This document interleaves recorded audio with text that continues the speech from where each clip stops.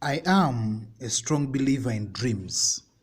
I believe in dreams simply because I know deep down in my heart that the future belongs to those who believe in the beauty of the dreams, and in our lives, things start opening up the moment we start believing in the beautiful dreams that the good Lord sends to us as we sleep in the middle of the night. I have got big dreams for my life. Some of them have already been fulfilled, although most of them have not yet been accomplished. What gives me the courage and the confidence to continue pursuing my dreams despite countless setbacks and hurdles is the fact that my dream is someone else's possession. What I dream of today, someone else has already achieved.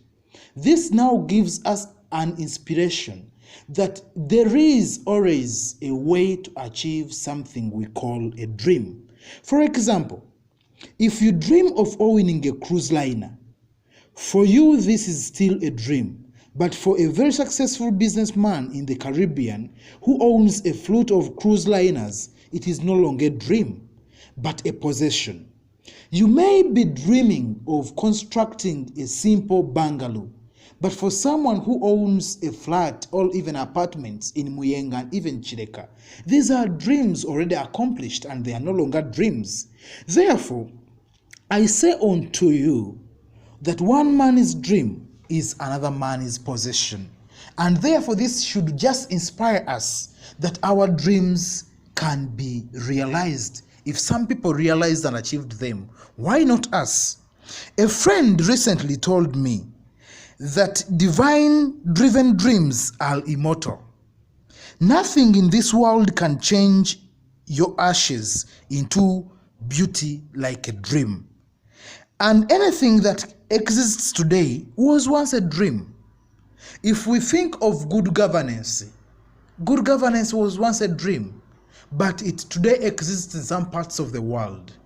Your existence was once a dream, even before your parents got to know each other. But today you do exist. Therefore, what exists today was once a dream. This gives us an inspiration that if we dream, we can bring out existences tomorrow. Therefore, a dormant thought in your silent heart is what we can refer to as a dream. That's something that keeps on tickling your mind when you are stuck somewhere, that in 2 years' time, I want to do this. In 2 years' time, I should be this. In 1 year, I should do this. That is what we can simply define as a dream. Therefore, if someone is already enjoying it, it should tell you that it is achievable. There are no new dreams on earth, only new ways of dreaming and expressing the already existing dreams. Look around you. Is there anyone you know who is enjoying or achieving the same thing you'd like to own or achieve? If yes, then what are you waiting for to keep going? Draw your inspiration from them. I came up with this conclusion that everything God ever created has a purpose. Fish were created to swim, birds to fly, and dreams are meant to be a reality. In June 28th, the year 1963, in Durban, Ireland, President J.F. Kennedy made a speech, and in his speech he said, "We need men who can dream of things that never were." In August, on the 28th day of the year 1963, at a civil rights movement gathering in Washington, D.C., at the steps of the Lincoln Memorial, in front of a crowd of close to 250,000 people from all over America.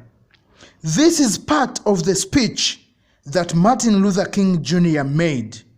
Now I say to you today, my friends, even though we face the difficulties of today and tomorrow, I still have a dream.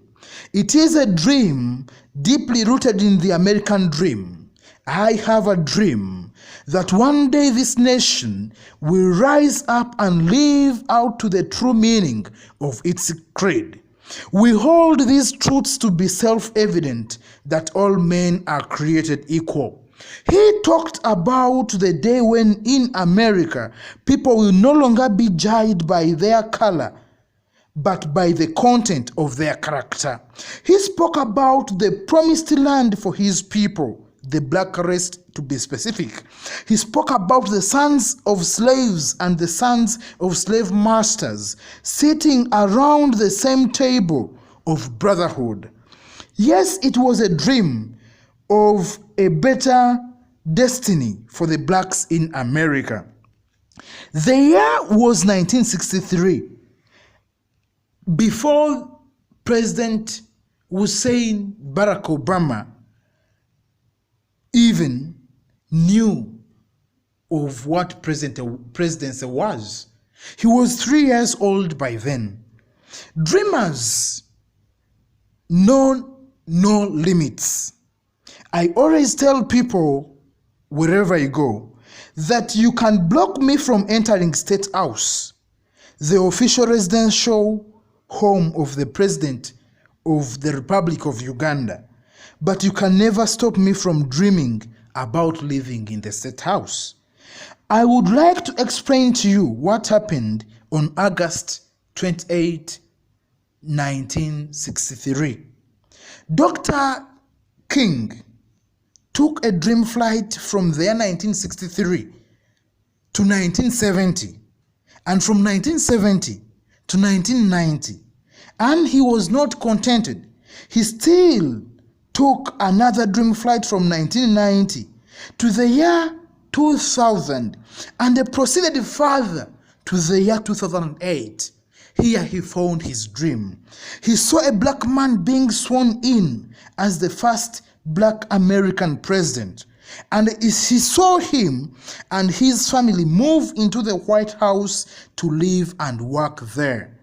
I think he was excited, and as he imagined this possibility, he took another dream flight back to the year 1963 and told the gathering, "Yes, I have a dream. I may not get there with you when this dream comes, but I am so confident that we as people will get there." As an authentic dreamer, King Jr. saw the Obama presidency more than 40 years before it became a reality, even before Obama thought of it. A dreamer travels into the future and brings it to reality. People are inspired by the dreamers who live around them.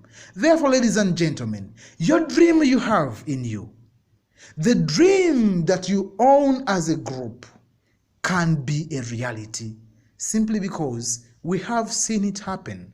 People have come out of the abyss and become someone. You will all concur with me. One of the most celebrated musicians of our time, by the name of Rihanna, was once chased out of her music classes by her instructor on grounds that she is not fit for music. Oprah Winfrey was denounced by all 7 television stations that she wasn't fit at all. And one of the greatest, I will say, Ben Carson, one of the best neurosurgeons the home of man has ever seen, was at one moment called stupid by his teacher. But all these setbacks didn't pull down these people from becoming who they are today. In Uganda, where I come from, the Honorable Kyagulanyi Ssentamu Robert, growing up in the suburbs and slums, all the ghettos of Kampala, did not shatter his dream of becoming a legislator. He is now seated in the Legislative Assembly, contributing to the well-being of the country, just like these other people who came from posh or well-to-do families. So, ladies and gentlemen, don't be marginalized. Don't demean your souls. That's what you call a simple dream can be realized, achieved, and now it can still push us further to better levels in our lives. For more words of inspiration, ladies and gentlemen, try to visit our Facebook page, Get Inspired by Samuel Simon Peter, so that we can carve a way out and find a better future. May the good Lord continue blessing us all.